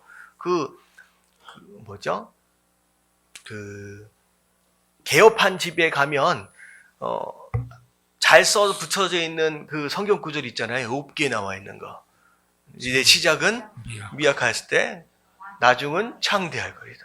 여러분, 이게 어디 나와 있는 말씀이냐? 욥기에 나와 있는 말씀이에요. 근데 욥기에 나와 있기 때문에 하나님의 말씀이다라고 생각할 수 있겠지만 잘 들여다보면 여러분, 이 말씀을 누가 한 얘기인지 아세요? 예. 욥이 너는 분명히 죄를 지었을 것이다 라고 몰아치고 있는 이 세 친구들 가운데 한 사람이 한 얘기예요. 그렇다라고 한다면 물론 이게 하나님 말씀이 아니다 기다라고 할 수는 없겠지만 이걸 그 용도로 쓰여지기 합당하냐라고 하는 것을 생각할 때 조금 갸우뚱거리는 문제 상황이 되는 것이죠. 그래서 말씀을 볼 때 도대체 이 말씀이 어떤 의미와 어떤 상황 가운데서 어떻게 쓰여졌느냐를 알고 우리가 해석할 필요가 있다라고 하는 거예요. 그냥 나의 상황에 맞춰서 그냥 아무렇게나 대입해서는 안 된다라고 하는 거죠. 그리고 세 번째 기준이 뭐냐면 하나님의 속성입니다. 하나님의 속성. 말씀을 해석함에 있어서 하나님의 거룩하심과 하나님의 의로우심과 하나님의 전지전능하심과 하나님의 사랑하심과 이런 하나님의 기본적인 속성이 있어요. 절대 흔들리거나 타협할 수 없는 하나님의 속성은 양보해서는 안 됩니다. 해석하면서 이것을 건드려서는 안 돼요. 그 안에서 해석되어져야 합니다. 그래서 잘못 해석하게 되면 마치 그 가나안 전투 같은 경우에 뭐 남녀노소를 제외하고 다 죽여라라고 하시는 어떤 하나님의 명령. 야, 이걸 하나님이 어떻게 사랑이다라고 얘기할 수 있을까라고 이상하게 하나님을 만들어가면 안 된다라고 하는 거죠. 그래서 우리가 이런 하나님의 속성을 건드려서는 안 돼요. 그리고 네 번째가 뭐냐면 말씀은 또 반드시 또 다른 말씀을 통하여 설명되어질 수 있어야 합니다. 그래서 제가 주일날 설교를 할 때마다, 특히 주일날 설교 같은 경우에는 어떤 말씀을 읽고 어떤 요지를 제가 잡잖아요. 첫 번째, 두 번째, 세 번째. 근데 그 요지 자체가 하나님의 말씀에 위배되어지지 않기 위해서 반드시 그 밑에 제가 뭐 하는 작업을 해요? 다른 말씀을 통하여서 다시 재해석하는 거예요. 다른 말씀을 통하여. 그래서 그냥 그 말씀을 내 생각대로 그냥 설명해버리거나 해석해서는 안 된다는 거죠. 그래서 너는 그의 말씀에 더하지도 말라라고 하는 그 내용은 뭐냐면 하나님 말씀을 순수하게 받아들이고 그 말씀 그대로를 이해하고 설명해야지 자꾸 자기 내용, 자기 마음과 자기 생각과 자기 사견을 곁들여가지고 그렇게 해서는 안 된다라고 하는 것이죠. 자, 그래서 우리가 개인적으로 성경 공부를 한다든지 아니면 말씀을 본다든지 했을 때 제가 좀 설명을 드렸던 이 4가지 기준들이 있잖아요. 여러분들이 좀 생각해 보시고 하면 좋을 것 같아요. 나중에 저희가 좀 공부할 기회가 되면 이런 말씀을 해석하고 설명하는 어떤 그런 부분에 대한 학습을 한번 제가 하도록 하겠습니다. 자, 7절 같이 한번 읽어볼게요. 시작. 내가 2가지를 주께 구하였사오니 내가 죽기 전에 내게 거절하지 마시옵소서. 네, 갑자기 이 아굴이라고 하는 사람이 하나님께 구하는 기도의 내용이 나와요. 2가지가 있대요. 자, 8절을 보면 곧 헛된 것과 거짓말을 내게서 멀리 하옵시며 나를 가난하게도 마옵시고 부유하게도 마옵시고 오직 필요한 양식으로 나를 먹이시옵소서. 자, 누구의 기도가 떠올라요? 예수님의 기도가 떠오르잖아요. 자, 예수님께서 뭐라고 기도했어요? 일용할 양식에 대한 기도와 더불어 우리로 하여금 시험에 들지 않고 다만 악에서 구하옵소서. 어떻게 보면 수많은 기도의 제목들 가운데 딱 2가지 가장 중요한 기도의 제목. 하나님, 내가 악에 빠지지 않게 하죠. 시험 들지 않게 하여 주시옵소서. 그리고 부하게도 너무 넘치게도 너무 부족하게도 마시고 적당한 양만큼의 일용할 양식을 달라라고 기도하는 거예요. 근데 왜 그러냐면 자, 9절에 이유까지 나와 있습니다. 내가 만약에 배불렀어요. 배부르면 교만해서 뭐라고 얘기한다는 거예요? 예, 하나님 모른다. 여호와가 누구냐라고 할 것이라는 거죠. 이건 뭐냐면 배불러지는 순간 하나님 없이도 살만한 인생이 되어버린다는 거예요. 더 이상 하나님 없이도. 그러면 안 된다는 거죠. 근데 만약에 내가 가난해버리면 어떻게 되는 거예요? 예, 잘못된 죄, 조죽질까지도 하게 되는 것으로 말미암아 누구의 이름을, 하나님의 이름을 욕되게 할까 두렵습니다. 그래서 내게 딱 필요한 만큼, 일용할 만큼의 양식만을 주시옵소서. 자, 너는 종을 그의 상전에게 비방하지 말라. 그는 너를 저주하겠고 너는 죄책을 당할까 두려우니라. 자, 상전에게 가서 그 종에 대해서 비방하면 나중에 그 상전이 그 종을 어떻게 할까요? 혼내겠죠. 때리겠죠. 그러면 그 종은 저 사람이 일러서 나가 지금 혼났구나라고 하면서 그 사람에 대해서 뭐 할 거예요? 저주할 거라는 거예요. 만약에 잘못한 게 있다라고 한다면 상전에게 가서 얘기하지 말고 그게 직접 하라는 거예요. 그 얘기 직접 해서 말을 안 들으면 그냥 냅두라는 거죠. 만약에 이게 누군가로부터 저주를 받을 만한 그런 일들은 하지 말라는 거죠. 자, 아비를 저주하며 어미를 축복하지 아니하는 무리가 있느니라. 이게 나쁜 거죠. 스스로 깨끗한 자로 여기면서도 자기의 더러운 것을 씻지 아니하는 무리가 있느니라. 이건 회개하지 않는 바리새인의 모습들을 의미합니다. 나는 이 정도 살면 괜찮지, 이 정도는 괜찮지. 자, 눈이 심히 높으며 교만한 사람입니다. 눈꺼풀이 높이 들린 무리가 있느니라. 앞니는 장검 같고 어금니는 군도 같아서 가난한 자를 땅에서 삼키며 궁핍한 자를 사람 중에서 삼키는 무리가 있느니라. 또 앞에 나와 있는 자문하고 좀 비슷합니다. 이때는 그랬던 것 같아요. 오늘은 법적인 시스템적인 어떤 그 보호되어지는 수단들이 그래도 오늘날에 좀 있어요. 근데 이때 당시에는 돈 많고 권력 있으면요, 그야말로 그냥 법이 없는 거죠. 그래서 그 어려운 사람들을 너무 괴롭혔던 그런 일들이 너무나도 나라 가운데 많았던 것 같습니다. 그래서 이런 얘기들을 하고 있죠. 자, 넘어갈게요. 자, 15절 말씀 같이 한번 읽어볼게요. 시작. 거머리에게는 두 딸이 있어 다오다오 하느니라. 족한 줄 알지 못하여 족하다 하지 아니하는 것 서너시 있나니. 자, 거머리에게 두 딸이 있대요. 근데 다오 하느니라. 저는 다오 한국말만 읽어서 얘네들 이름이 다오인가 보다. 아니면 거머리가 다오라고 우나, 소리를 내고 우나 그랬는데, 이 다오가 영어로 보면 뭐라고 나와 있냐? give me예요. 달라는 거예요. 자, 결국은 만족하지 못하는 욕심꾸러기의 모습을 의미합니다. 감사하지 못하는 모습들을 의미하죠. 자, 이 세상에 이렇게 감사할 줄 모르고 욕심 부리는 몇몇 종류의 것들이 있대요. 첫 번째가 무엇이냐? 스올이래요. 스올은 죽음의 자리입니다. 무덤입니다. 자, 무덤이 수많은 사람들이 죽어서 무덤으로 들어오잖아요. 들어오다 야, 이만큼이면 가득 찼다. 이제 안 죽어도 된다라고 무덤의 문을 닫는 경우가 있을까요? 없을까요? 없지요. 수올은 무조건 죽는 사람들마다 다 받아 먹는 거예요. 바로 그런 욕심에 대한, 이제 탐욕에 대한 모습. 자, 아이를 뵈지 못한 태다라고 한다면 너무 아이를 갖고 싶은 마음이 있겠죠. 물로 채울 수 없는 땅에다가 물을 부어보면요, 차는 듯 하지만 또 스며들고 고이지 않습니다. 족하다 아니하는 것. 불은요, 태워버리고 끝나지 않아요. 불이 존재하는 난 모든 것들을 끊임없이 태워가는 것이 불입니다. 그래서 미국 같은 데에서 그 큰 야산 같은 데서 불이 나면 뭐 한 며칠씩 하기도 하고, 심지어 지난번에는 뭐 한 달인가 두 달인가 꺼지지 않고 태워갑니다. 장난이 아니에요. 이 산불을 제가 한번 경험한 본 적이 있는데요. 와, 제가 LA 살 때 저희 학생들을 집에다 데려다 주면서 봤는데, 와, 이게 산불을 밤에 보면요, 정말로 장관입니다.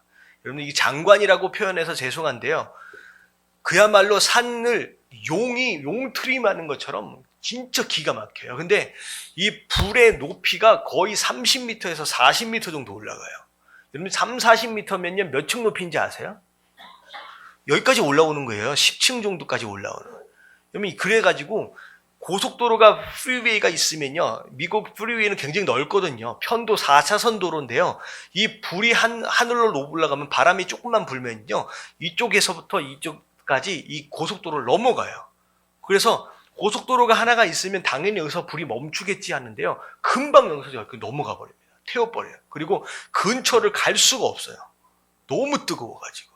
그러니까 불이요, 옆에 있어서 수많은 것들을 한꺼번에 확 타들어가는 이런 모습들을 보면서 만족함이 없는 그런 모습들을 지금 얘기를 하는 거죠. 결국은 이 얘기는 뭐냐면, 이 세상 인생들 가운데 만족하지 못하고 감사하지 못하고 항상 달라고만 무덤처럼 불처럼 달라고만 하는 인생들이 있다라고 하는 거예요. 여러분들, 이런 인생은 좋은 게 아니잖아요. 하나님 뭐를 말씀하시고 계시냐? 욕심을 버려라는 거예요. 욕심을 버리고 자족할 줄 알고 만족할 줄도 알고 감사할 줄도 알아라 라고 하나님 말씀하고 계십니다. 자, 17절, 아비를 조롱하며 어미 순종하기를 싫어하는 자의 눈은 골짜기에 까마귀에 쪼이고 독수리 새끼에게 먹히리라. 결국은 까마귀에게 눈을 쪼이고 독수리 새끼에게 이제 먹이가 된다라고 하는 것은 곧 어떤 죽음을 얘기하고 있느냐? 제대로 장사 지내지는 게 아니잖아요. 그냥 길가에서 죽는 거예요. 편안하게 죽을 수 없을 것이다 라고 효도하지 않는, 부모를 순종하지 않는 자들에 대한 경고입니다.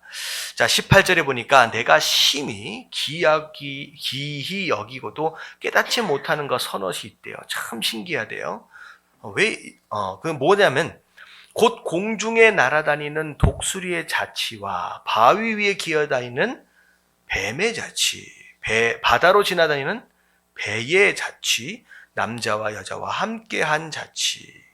자, 이 자치는 뭘 의미하냐? 자취라고 얘기하잖아요.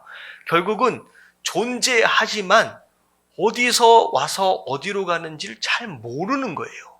있다가도 그냥 없어지는 것이고. 이런 것들은 뭘 의미하느냐? 마치 음녀의 자치도 그러하니라. 그가 먹고 그 입을 씻음같이 말하기를 내가 악을 행하지 아니하였다 하느니라. 마치 앞에 있는 건 뭐냐면 내가 잘못을 행했어요. 행해놓고선 하나님 앞에서 내가 죄를 짓지 않은 것처럼 뭐 한 거예요?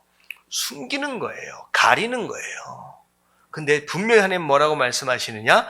악을 숨긴다 하여 내 앞에서 숨길 수 있겠느냐라고 말씀하고 계시는 거죠. 그래서 숨겨질 수 있는 것이 없습니다. 하나님 앞에서 숨겨질 수 있는 것이 없이 다 드러나지 않겠느냐. 결국은 여기에 말씀은 뭘 얘기하는 것이냐? 악을 숨기지 말고 뭐하라? 회개하라 라고 말씀하고 계시는 거죠. 자, 21절. 세상을 진동시키며 세상이 견딜 수 없게 하는 선엇이 있대요. 이것은 이해할 수도 없을 뿐만 아니라 용납할 수 없는 상황들을 의미합니다. 곧 종이 임금이 된 것과 미련한 자가 음식으로 배부른 것과 미움받는 여자가 시집간 것과 여종이 주모를 이은 것이니라. 이 얘기는 뭐냐면 하나님께서 잠언이나 여러 가지 말씀을 통하여 세우신 공의로움과 질서가 있습니다. 그래서 어떤 사람이 배불리 먹을 수 있다라고 말씀하셨느냐? 열심히 수고한 사람이에요. 열심히 노력한 성실한 사람입니다. 그리고 어떤 사람에게 권위를 줘야 된다라고 말씀하셨냐? 지혜로운 사람입니다. 근데 지금 22절에 나와 있는 것은 어떤 사람이 임금이 되어버린 거예요. 종이 임금이 되어버린 거예요. 종이 이 나라를 다스리게 된다라고 한다면 그 나라가 어떻게 될까요? 그 나라는 망하는 거예요. 그리고 미련한 자는 앞에 나와 있잖아요. 수고하지 않는 자예요. 게으른 사람이에요. 이런 사람이 만약에 배부르게 먹는다라고 한다면 누가 수고하겠느냐라는 거죠. 미움을 받는 여자다라고 하는 것은 어떻게 보면 여자로서 합당한 그런 삶을 살지 못하는 여자입니다. 근데 시집을 잘 갔어요. 그러면 그 집안이 어떻게 되겠느냐? 여종이 그 집안을 잘 관리하는 주모가 된대. 안주인이 돼버린대요. 요 종이 그렇게 돼버리면 그 집안이 어떻게 되겠느냐라고 하는 것이죠. 그래서 어찌 보면 이 말씀은 하나님께서 세우신 그 공의로움과 질서에 합당한 그런 사람에 맞는 자리, 그런 사람이 맞는 일들을 할 수 있어야 그 자리가 돋보이고 그 자리가 온전해질 수 있다라고 하는 그런 내용입니다. 자, 24절 같이 한번 읽어볼게요. 시작. 땅에 작고도 가장 지혜로운 건 넷이 있나니. 자, 곧 힘이 없는 종류래요. 근데 먹을 것을 여름에 준비하는 개미. 앞에 지혜로운 자다라고 얘기했을 때 지혜로운 자는 계획할 줄 아는 사람이라고 했습니다. 근데 사람들은 계획하지 않아요. 준비하지 않는 사람이 많다라고 하는 것이죠. 그런 가운데 개미는 앞으로 올 겨울을 나름대로 열심히 준비하는, 미물이어 보여도 그렇게 준비하는 이제 동물들 가운데 하나다라는 거죠. 결국은 이 얘기는 뭐냐? 이 얘기는 뭐냐면 우리가 인생을 살아감에 있어서 우리의 앞날을 뭐 하라는 거예요? 열심히 준비하라는 얘기입니다. 근데 단순히 앞으로 내가 노년에 이르기 전에 그것을 준비하는 그런 개념이기보다는 성도로서 우리가 준비해야 할 것이 있다는 거예요. 여러분들 성도가 준비해야 될 게 뭐가 있어요? 여러분 죽을 준비를 해야 돼요. 이 죽을 준비는 마지막 때 하나님께서 우리에게 허락하실 심판을 준비하는 겁니다. 마지막 우리에게 허락되어진 그 심판을 우리가 얼마나 대비하고 우리가 얼마나 준비하고 있느냐라고 하는 거예요. 준비하는 인생. 자, 약한 종류로 돼 집을 바위 사이에 짓는 사반. 자, 사반을 이게 너구리 일종이라고 얘기를 하잖아요. 바위 사이에 지어서 다른 짐승들이 쉽게 발견하지 못하도록 그렇게 집을 짓는다는 거죠. 얼마나 지혜롭느냐라는 거예요. 자, 임금이 없대요. 자, 근데 떼를 지어 다니는 메뚜기의 모습들. 일개미, 여왕개미 있잖아요. 근데 메뚜기는 그런 게 없대요. 근데 함께 한꺼번에 같이 몰려다니면서 그렇게 하는 것들을 보면 그것도 어떻게 보면 우리가 이해할 수 없는 지혜로움입니다. 그리고 손에 잡힐만 하여도 왕궁에 있는 도마뱀. 한국은 도마뱀들이 별로 없는데 캘리포니아 LA만 가도요, 벽에 한 요만한 도마뱀들이 제법 많아요. 왔다 갔다. 근데 왕궁 같은 데는 청소하는 사람도 많고, 그런 거 잡으러 다니는 사람도 많을 것 같은데, 어디서 나타났는지 벽에 하나씩 붙어 있는 모습들을 보는 거예요. 그래서 그 중동 지역에 가면 그 여러 가지 조각 같은 것들을 보면 무슨 조각들이 많냐면 도마뱀 조각들이 이렇게 벽에 이렇게 많이 있습니다. 이게 자연스러운 거예요. 보면 도대체 요놈들이 어디서 살고 어디서 나타나는지 신기하다는 거죠. 그래서 이런 미물들의 지혜로운 모습들을 보면서 뭐 하라는 거예요? 그들의 지혜로움을 좀 본받아라 라고 말씀하고 계시는 겁니다. 자, 29절 같이 한번 읽어봅니다. 자, 시작. 잘 걸으며 위품 있게 다니는 것 선엇이 있나니. 자, 어떤 짐승이냐? 곧 짐승 중에 가장 강하여 아무 짐승 앞에서도 물러나지 아니하는 사자. 자, 사냥개, 순염소와 및 당할 수 없는 왕이니라. 정말 어떻게 보면 비겁하지 않는 당당한 삶의 모습을 의미하는 거죠. 이런 것들을 우리가 본받아야 된다고 얘기합니다. 뭐 사자 같은 경우, 사냥개 같은 경우, 뭐 당당함 우리가 좀 볼 수 있는데, 순염소의 당당함, 이것을 제가 한 일주일 전에 동영상으로 본 적이 있어요. 페이스북을 보니까 염소하고 소하고 싸우는 거예요. 염소하고 소하고. 한 끗 차이인데 다르죠. 염소는 요만하고요. 소는 이만해요. 누가 이겼을까요? 대단한 믿음. 염소가 이겼다니까요. 제가 깜짝 놀랐어요. 염소가 소를 향하여 받아내기 시작하는데 받으면 소는 꼼짝도 안 해요. 근데 이 소가 한번 확 치니까 염소가 벌러덩 자빠지는데 염소가 포기를 하지 않더라고요. 그 나중에 그 싸움 자체가 한 2분에서 한 5분 정도를 계속 지루하게 진행이 되어지는데 결국은 끝에 누가 이기느냐? 염소가 이기고 소가 꼬리를 돌려서 도망가 버리더라고요. 그러니까 그 주변에 있는 사람들이 그 동영상을 찍으면서 계속 보는 거예요. 누가 이길까? 누구 이길까? 나중에 염소가 딱 이기는 걸 보면서 사람들이 뭐라고 했느냐? 박수를 막 쳐주더라고요. 그럼 이런 겁니다. 귀찮아서 무서워서 도망가는 게 아니라 귀찮아서라도 도망가는 거예요. 사실 성도의 모습은 이런 모습이어야 돼요. 조금만 어려움이 있다가 해요. 조금만 위험해진다고 해요. 비겁하게 등 돌려서는 안 된다. 사자처럼. 사자는 당연히 힘이 있기 때문에. 사냥개처럼. 심지어 순염소처럼이라도 끈질기게 자기 자리를 지키고 담대하게 서 있으라는 거예요. 여러분, 그런 성도들 되시길 주님의 이름으로 축원합니다. 만일 내가 미련하여 스스로 높아진 채 하였거나 혹 악한 일을 도모하였거든 내 손으로 입을 막으래요. 교만해지면 교만한 말을 통하여 망하게 된다. 되죠? 젖을 저으면 엉긴 젖이 되고 코를 비틀면 피가 나는 것 같이 노를 격동하면 당연하게 다툼이 나지 않겠느냐. 그래서 말하는 거 그리고 화내는 거 이런 것들을 잘 다스려라 라고 하나님 말씀하고 계십니다. 자, 여기까지가 누구의 잠언이었느냐? 아굴의 잠언이었습니다. 자, 31장에 넘어오니까 르무엘 왕, 이 르무엘 왕의 어머니가 쓰는 잠언입니다. 지금 이 르무엘은 유다나 이스라엘의 왕일지 아닐지도 잘 몰라요. 어쩌면 이방 나라의 왕일 수도 있다라는 견해들도 있습니다. 근데 또 다른 어떤 모습, 견해들은 그 왕들 가운데 이제 그런 게 있잖아요. 어머니나 아버지만 부르는 애칭 같은 것들이 있어요. 이제 혹시나 유대인이나 아니면 유다나 이스라엘 왕들 가운데 이제 집안에서만 어머니가 부르는 애칭으로서만 루무엘이라고 하는 애칭을 부르는 왕이 있었을 수도 있다라는 견해도 있습니다. 근데 어찌되었든 이제 어머니가 아들에게 쓰는 잠언입니다. 자, 1절 보면 같이 한번 읽어볼게요. 시작. 르무엘 왕이 말씀한 바 곧 그의 어머니가 그를 훈계한 잠언. 자, 그의 어머니가 그를 훈계한 잠언이다. 자, 시작부터 훈계라고 하는 단어가 써져 있어요. 이 얘기는 이 왕이 잘하고 있는 거예요? 잘 못하고 있는 부분이 있는 거예요?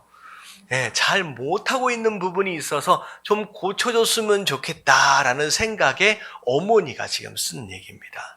자, 내 아들아, 내가 무엇을 말하랴? 내 태에서 내 아들아, 내가 무엇을 말하랴? 서원대로 얻은 아들아, 내가 무엇을 말하랴? 이 얘기는 뭐냐면 어머니로서 아들에게 주고 싶은 많은 말들이 있는데 그 말들 가운데 너에게 정말로 지금 필요한 말들이 뭔지를 지금 고심하면서 지금 쓰고 있다라고 하는 거죠. 근데 그런 가운데 서원대로 얻은 아들이다라고 말하는 것으로 봐서 이 어머니가 누구에게 기도해서 낳은 아들이에요? 하나님께 기도하여 낳은 아들이에요. 하나님께 기도해서 낳은 아들인데 하나님 말씀대로 훈육하고 가르치려고 애를 썼는데 그게 마음대로 됐다는 거예요? 안 됐다는 거예요? 안 됐다는 거예요. 이게 자식 농사가 힘들다라고 하는 얘기입니다. 그래서 참 어떤 이제 제가 아는 목사님들 가운데 참 목회도 잘하시고 인품도 너무 좋고 정말 그런 목사님들도 계시는데 뭐 때문에 기도 제목으로 항상 애를 태우느냐? 자식 때문에 애를 태우시는 목사님들이 상당히 많아요. 잘 가르치려고 애를 쓰는데 참 어렵다라고 하는 거예요. 그래서 기도에서 나온 아들인데 내 아들이 참 지금 보니까 말을 안 들어. 그래서 너무 애가 타는 거예요. 그러면서 자, 첫 번째 볼게요. 3절. 내 힘을 여자들에게 쓰지 말며. 자, 이 왕이 뭐에 빠져 있어요? 주색에 빠져 있어요. 색욕에 빠져 있어요. 여자들을 하고 놀아다니고 하는 그것에 빠져 있는 모습들을 보는 거예요. 그래서 네가 좀 그걸 줄였으면 좋겠다라고 얘기를 하는 거죠. 그 다음에 또 뭐에 또 빠져 있느냐? 왕들을 멸망시키는 일을 행하지 말며. 뭐에 또 빠져 있어요? 전쟁에 빠져 있어요. 조금 더 되는 듯하고 힘이 있는 듯하니까 주변의 나라들을 막 땅 따먹게 한다 그러잖아요. 자, 그런 욕망에 빠져 있는 거예요. 그 욕망에 빠져 있는 거죠. 그리고 또 뭐에 빠져 있느냐? 르무에라, 포도주를 마시는 것이 왕들에게 마땅하지 아니하고 왕들에게 마땅하지 아니하며 독주를 찾는 것이 주권자들에게 마땅하지 않도다. 마땅하지 않다라는 걸 몇 번이나 얘기해요? 3번이나 얘기합니다. 진짜 이게 보면 3절에 나와 있는 이 두 가지의 문제는 그야말로 어떻게 보면 이제 들어주면 감사하고 근데 이 술독에 빠져 있는 것이 가장 치명적인 지금 이제 상황인 것 같습니다. 이제 그것 때문에 지금 애를 태우는 거죠. 자, 이 근동 지방에는요, 이 포도주가 그냥 음료수입니다. 그래서 거기는 물을 그냥 마실 수가 없어요. 석회질이 너무 많아서 그냥 마시면 설사를 해버립니다. 그래서 웬만하면 못 마시고 결국은 포도나무를 길러서 그리고 그 포도의 열매를 통하여 즙을 짜고요. 그리고 그 즙은요, 오랫동안 보관을 하면 상해버리기 때문에 결국은 발효를 시켜서 술로 만들 수밖에 없는 거예요. 그래서 굉장히 약한 도수의 술을 만들어서 이제 일반적으로 음료수로 사용을 합니다. 근데 이스라엘을 비롯해서 근동 지방에서는 절대 술 취하는 건 말이 안 되는 거예요. 술 취하면 안 돼요. 이건 도덕적으로 술을 취하면 그냥 개만도 못한 사람으로 취급해 버립니다. 그것을 도덕적으로 굉장히 중요하게 여겨요. 이게 왜 그러냐면요. 자, 보세요. 이스라엘에는 각 집마다 호신용으로 자동소총을 한 자루 이상씩 다 가지고 있어요. 근데 1년에 총기 사고가 거의 일어나지 않습니다. 만약에 저는 생각해 봤어요. 혹시나 우리나라에 집집마다 자동소총을 하나씩 다 가지고 있다라고 한다면 우리나라가 어떻게 될까? 뭐 때문에 큰일 날 수 있을 거냐? 이 술에 취하면 되는 게 없잖아요. 한국은 술을 왜 마셔요? 뭐 하기 위해 마시느냐? 취하기 위해 마시잖아요. 근데 이게 큰일 날 일이야. 근데 이게 뭐냐면 중간에 보면 독주라고 하는 단어가 써져 있는데요. 이 독주는요, 일반 포도주는 이제 목마름을 해결하기 위해서 음료수처럼 마시는 술이긴 하지만 이 독주는 의도적으로 뭐 하기 위해 만든 술이냐? 취하기 위해 만든 술입니다. 근데 이것에 취해 있는 거예요, 지금 왕이. 그래서 이것을 지적하면서 제발 술 좀 마시지 말라라고 얘기를 합니다. 그러게 왜 이유가 뭐냐면 술을 마시다가 법을 잊어버리고 모든 곤고한 자의 송사를 굽게 할까 두려우니라. 네가 취해 있다라고 한다면 결국은 이성과 감각이 마비가 되잖아요. 그래서 평정심과 판단력과 집중력을 잃어버려서 왕으로서 마땅히 해야 할 그 일에 소홀해질 수 있고 제대로 판단하지 못할 수도 있기 때문에 술을 좀 줄여라, 끊어라. 그리고 심지어 6절에 보니까 독주는 누구에게 주래요? 죽게 된 자들, 더 이상 일할 필요가 없는 그런 사람들에게나 주래요. 포도주는 뭐 하는 사람에게 줘요? 마음에 근심하는 자에게 줄지어다. 여러분, 근심하는 자, 여러분, 근심, 걱정, 이런 것들을 잊어버리기 위해서 술을 마시는 사람들이 제법 있습니다. 스트레스를 많이 받으니까 잊어버리기 위해서. 근데, 자, 성도들, 뭐 왕일 수 있잖아요, 왕. 스트레스나 근심이나 걱정이 있어요, 없어요? 있지요. 근데 성도는 근심과 걱정과 염려가 생기면 뭐 하면 돼요? 기도하면 돼요. 근데 세상 사람들은 근심과 걱정과 염려가 생겼을 때 해결할 방법이 없잖아요. 그러니까 이 사람들은 술이 필요한 거예요. 하지만 우리는 술이 필요하지 않습니다. 기도하면 되니까. 근데 잘 보세요. 그는 마시고 자기의 빈궁한 것을 잊어버리겠고 다시 자기의 고통을 기억하지 아니하리라. 잊어버리기 위해서 그러기 위해서 술을 마신대요. 근데 중요한 건 뭐냐면 문제가 있고 스트레스를 받아서 술을 마셨어요. 근데 중요한 건 뭐냐면 술에 깨면 그 문제는 어디 있어요? 그 자리에 그냥 있는 거예요. 없어지는 게 아니에요. 근데 중요한 건 뭐냐면 그걸 잊어버리기 위해 마신 술, 그 취해 있는 동안에 또 다른 문제를 만들어 놓는 게 현실이라는 거죠. 그래서 술 취한 사람이 아침에 일어나가지고 뭐라 그래요? 내가 어제 저녁에 사고 친 게 없냐고 물어보는 거예요. 그래서 술 취해서 또 사고 치고, 그것 때문에 또 스트레스 받아가지고 또 술 취하고, 또 술 취해서 또 사고 치고, 그게 인생의 반복이 되는 사람이 얼마나 많냐라고 하는 거죠. 그래서, 자, 이제 결국은 그러지 말라는 거죠. 너는 말 못하는 자와 모든 고독한 자의 송사를 위하여 입을 열지니라. 너는 입을 열어 공의로 재판하며 곤고한 자와 궁핍한 자를 신원할지니라. 그래서 왕으로서 정말 약한 자를 배려하고 약한 자를 돌아볼 수 있어야 되지 않겠느냐. 네가 지금 어디에 지금 빠져 있는지, 여자에 빠져 있고 전쟁에 빠져 있고 지금 술에 빠져 있는 거 정말 네가 빠져 있을 곳이 아니다라고 하나님 말씀하고 계십니다. 자, 이 말씀은 나는 여자에 빠져 있는 것 같지도 않고 나는 전쟁 같은 거 잘 안 하는데요.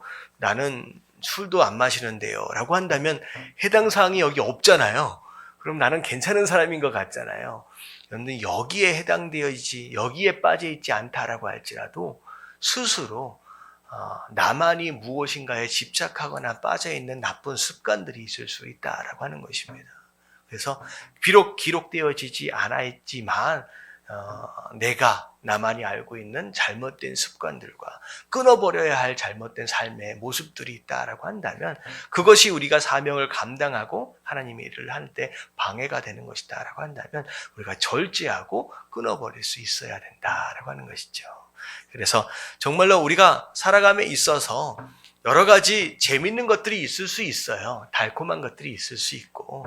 하지만 그보다 더 중요한 것은 우리가 감당해야 할 하나님의 일, 사명이 있다라고 하는 걸 기억하시고 절제할 것들을 절제하는 가운데 해야 할 일들을 열심히 감당할 수 있는 저와 여러분들 되시길 주님의 이름으로 축원합니다. 아멘. 자, 여기까지 하겠습니다.